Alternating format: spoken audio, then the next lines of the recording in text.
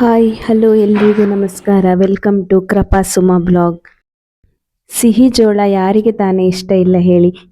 ಮಕ್ಕಳಿಂದ ಹಿಡಿದು ದೊಡ್ಡವರವರೆಗೂ ಎಲ್ಲರೂ ಸಹ ಇಷ್ಟಪಡ್ತಾರೆ. ಸಿಹಿ ಜೋಳ ಆರೋಗ್ಯಕ್ಕೆ ಬಹಳ ಒಳ್ಳೆಯದು. ಇದು ಹೃದಯ ಆರೋಗ್ಯವನ್ನು ಸುಧಾರಿಸುತ್ತದೆ, ರಕ್ತದೊತ್ತಡವನ್ನು ಸಹ ಇದು ಕಡಿಮೆ ಮಾಡುತ್ತದೆ, ದೃಷ್ಟಿಯನ್ನು ಉತ್ತಮಗೊಳಿಸುತ್ತದೆ, ಹೃದಯದ ಆರೋಗ್ಯಕ್ಕೆ ಬಹಳ ಒಳ್ಳೆಯದು. ಸಿಹಿ ಜೋಳದಲ್ಲಿ ಒಮೆಗಾ 3 ಕೊಬ್ಬಿನಾಮ್ಲಗಳಿವೆ. ಇದು ಕೆಟ್ಟ ಕೊಲೆಸ್ಟ್ರಾಲ್ ಮಟ್ಟವನ್ನು ಕಡಿಮೆ ಮಾಡಲು ಸಹಾಯ ಮಾಡುತ್ತದೆ. ಹೃದಯ ಸಂಬಂಧಿ ಕಾಯಿಲೆಗಳ ಅಪಾಯವನ್ನು ಸಹ ಇದು ಕಡಿಮೆ ಮಾಡುತ್ತದೆ. ರಕ್ತದೊತ್ತಡವನ್ನು ನಿಯಂತ್ರಣ ಮಾಡುತ್ತದೆ. ಸಿಹಿ ಜೋಳದಲ್ಲಿ ಪೊಟ್ಯಾಷಿಯಂ ರಕ್ತದೊತ್ತಡವನ್ನು ನಿಯಂತ್ರಿಸಲು ಸಹಾಯ ಮಾಡುತ್ತದೆ.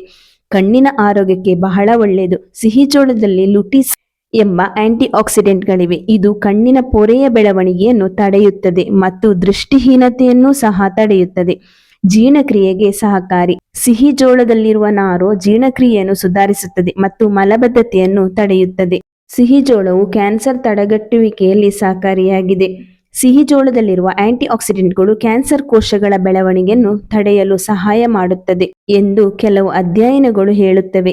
ರಕ್ತದಲ್ಲಿನ ಸಕ್ಕರೆ ಮಟ್ಟ ನಿಯಂತ್ರಣ. ಸಿಹಿ ಜೋಳದಲ್ಲಿರುವ ಫೈಬರ್ ಮತ್ತು ಇತರ ಸಂಯುಕ್ತಗಳು ರಕ್ತದಲ್ಲಿನ ಸಕ್ಕರೆ ಮಟ್ಟವನ್ನು ನಿಯಂತ್ರಿಸಲು ಸಹಾಯ ಮಾಡುತ್ತದೆ.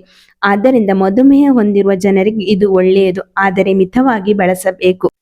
ಇಷ್ಟೆಲ್ಲ ಆರೋಗ್ಯ ಪ್ರಯೋಜನ ಹೊಂದಿರುವ ಸಿಹಿ ಜೋಳದ ಒಂದು ಹೆಲ್ದಿ ಆಗಿರುವ ರೆಸಿಪಿಯನ್ನ ನೋಡೋಣ ಬನ್ನಿ. ಮೊದಲು ಒಂದು ಮಿಕ್ಸಿ ಜಾರ್ಗೆ ಚಕ್ಕೆ, ಏಲಕ್ಕಿ, ಲವಂಗ, ಅನಾನಸು, ಬೆಳ್ಳುಳ್ಳಿ,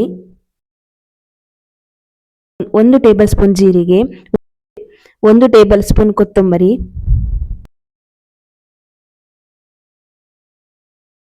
ಸ್ವಲ್ಪ ಕಾಳುಮೆಣಸು, 1 ಹಿಡಿಯಷ್ಟು ಕೊತ್ತಂಬರಿ ಸೊಪ್ಪು, ಹಾಗೆ 1 ಹಿಡಿಯಷ್ಟು ಪುದೀನ ಸೊಪ್ಪು. ಇವೆಲ್ಲವನ್ನು ಹಾಕಿ ಚೆನ್ನಾಗಿ ಗ್ರೈಂಡ್ ಮಾಡಬೇಕು. ನಂತರ ಕುಕ್ಕರ್ಗೆ 2 ಟೇಬಲ್ ಸ್ಪೂನ್ ಎಣ್ಣೆ ಹಾಕಿ ಚಕ್ಕೆ, ಏಲಕ್ಕಿ, ಲವಂಗ, ಅನಾನಸು ಹಾಕಿ ಚೆನ್ನಾಗಿ ಫ್ರೈ ಮಾಡಿ. ಮೊದಲೇ ಕಟ್ ಮಾಡಿರುವಂತಹ ಒಂದು ದೊಡ್ಡ ಗಾತ್ರದ ಈರುಳ್ಳಿನ ಹಾಕಿ ಚೆನ್ನಾಗಿ ಫ್ರೈ ಮಾಡಬೇಕು. ಈರುಳ್ಳಿ ಫ್ರೈ ಆದಮೇಲೆ ಕಟ್ ಮಾಡಿರುವಂತಹ ಕ್ಯಾರೆಟ್, ಬೀನ್ಸ್, ಬಟಾಣಿ ಹಾಗೆ ಬಿಡಿಸ್ಕೊಂಡಿರುವಂತಹ ಸ್ವೀಟ್ ಕಾರ್ನ್ ಹಾಕಿ ಚೆನ್ನಾಗಿ ಫ್ರೈ ಮಾಡಿ. ತರಕಾರಿ ಎಲ್ಲ ಫ್ರೈ ಆದಮೇಲೆ ಮಿಕ್ಸಿಯಲ್ಲಿ ರುಬ್ಬಿಟ್ಕೊಂಡಿರುವ ಮಸಾಲೆನ ಹಾಕಿ ಚೆನ್ನಾಗಿ ಎಣ್ಣೆ ಬಿಡೋ ತನಕ ಫ್ರೈ ಮಾಡಬೇಕು. ಮಸಾಲೆ ಫ್ರೈ ಆದಮೇಲೆ 1 ಸ್ಪೂನ್ ಗರಂ ಮಸಾಲ ಪೌಡರ್ ಹಾಕಿ ಚೆನ್ನಾಗಿ ಮಿಕ್ಸ್ ಮಾಡಿ. ನಾನಿಲ್ಲಿ 2 ಲೋಟ ಅಕ್ಕಿ ತಗೊಂಡಿದ್ದೇನೆ. ಇದಕ್ಕೆ 4 ಲೋಟ ನೀರನ್ನು ಸೇರಿಸ್ತಿದ್ದೇನೆ. ಹಾಗೆ ರುಚಿಗೆ ತಕ್ಕಷ್ಟು ಉಪ್ಪು ಸೇರಿಸಿ. ನೀರು ಕುದಿಲಿಕ್ಕೆ ಶುರುವಾದ್ಮೇಲೆ ನೆನೆಸಿಟ್ಕೊಂಡಿರುವ ಅಕ್ಕಿ ಹಾಕಿ ಅರ್ಧ ಹೋಳು ನಿಂಬೆ ರಸನ ಹಿಂಡಿ. ನಂತರ ಕೊತ್ತಂಬರಿ ಸೊಪ್ಪು ಹಾಕಿ 2 ವಿಸಿಲ್ ತೆಗೀರಿ.